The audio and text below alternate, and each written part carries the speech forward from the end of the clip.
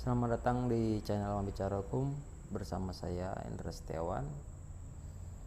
Terima kasih masih setia mengikuti channel Membicara Hukum ini dan selamat bergabung bagi para pengunjung yang baru ya.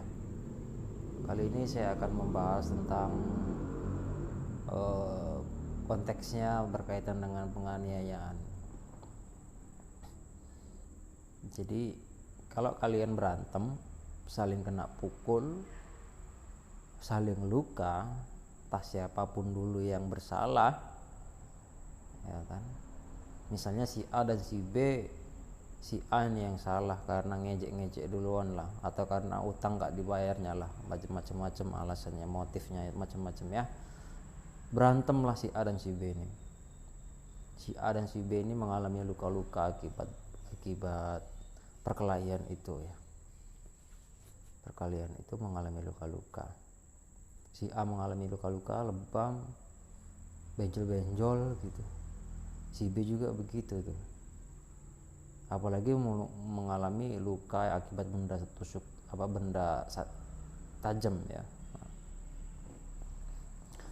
Tapi intinya mengalami luka-luka lah dan mengakibatkan terhalang untuk melaksanakan pekerjaannya gitu. Ya. Apalagi mendapatkan cacat permanen gitu. Misalnya habis berantem itu mengalami cacat permanen lah anggota tubuhnya itu.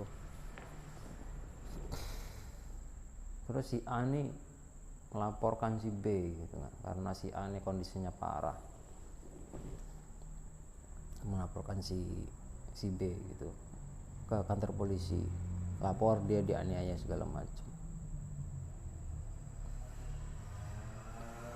Nah, si B ini juga bisa melaporkan penganiayaan karena dia juga mengalami luka-luka. Maka sebaiknya si A dan si B ini bikin laporan di kepolisian masing-masing, dalam arti waktu yang berbeda ataupun ya maksudnya adalah polisi masing-masing, dalam arti pokoknya si A bikin laporan polisi, si B bikin laporan polisi tuh mengenai penganiayaan. Pasal penganiayaan di 351 KUHP dan seterusnya ya, bisa dicek di Google lah. Itu pasal penganiayaan itu pasal 351 KUHP, menyebabkan luka, tinggal dilihat ayat-ayatnya nanti. Tapi itu KUHP ya kalian. Jadi tujuannya apa kalau saling lapor? Sama-sama biar saling dipenjara. Karena sama-sama logika hukumnya sama-sama melakukan penganiayaan. Walaupun dimulai dari si B duluan gitu. Tapi artinya kedua belah pihak ini sama-sama pelaku, juga sama-sama korban.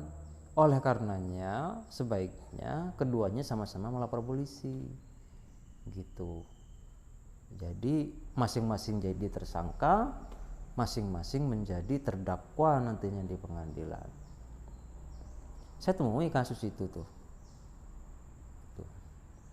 Mana ibu-ibu lagi yang saya temui, jambak-jambakan dan seterusnya tuh, saling lapor mereka. Ada yang luka-luka juga, lebam kan, biru-biru tuh badannya tuh. Masalahnya masalah sepele sih, arisan waktu itu ya. Jadi makanya saya bilang tadi motifnya macam-macam ya, tapi pada intinya kedua-duanya bisa sama-sama tersangka, kedua-duanya bisa sama-sama terdakwa, dan kedua-duanya sama-sama bisa ditahan untuk tidak mengulangi perbuatannya, menghilangkan barang bukti, dan melarikan diri ya. Alasan-alasan subjektif dari polisi itu bisa melakukan penahanan terhadap para pelaku penganiayaan atau tersangka. Sampai sidang di pengadilan juga begitu. Nanti masing-masing menjadi terdakwa dan masing-masing bisa menjadi saksi korban. Nah, dan pada akhirnya masing-masing dipenjara di lapas yang sama. Akhirnya apes sama-sama gitu. Makanya Bisa nggak damai? Sudah bikin laporan masing-masing, damai, terus dicabut laporannya, gitu. Ya ini bukan delik aduan ya, ini delik murni. Maka dalam kajian teoritis, akademis, yuridis, itu delik murni itu nggak bisa dicabut laporannya, yang saya ketahui ya, itu nggak bisa dicabut. Tapi mungkin pertimbangan kemanusiaan, restoratif justice secara luas ya, bukan dalam konteks yuridis formal, restoratif justice-nya itu atau RJ itu ya hanya untuk perkara perempuan, anak, pidana masanya pencurian yang ringan gitu kan, tipiring gitu kan. Dua lagi apa itu saya lupa, tapi bukan soal penganiayaan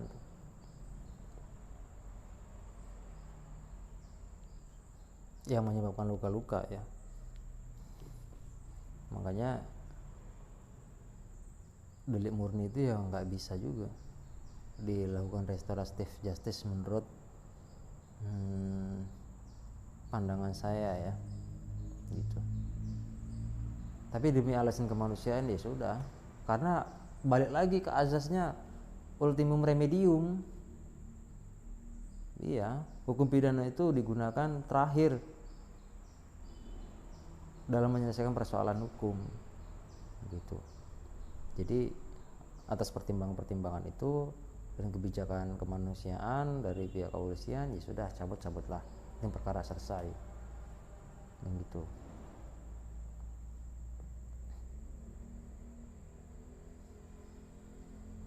Oke.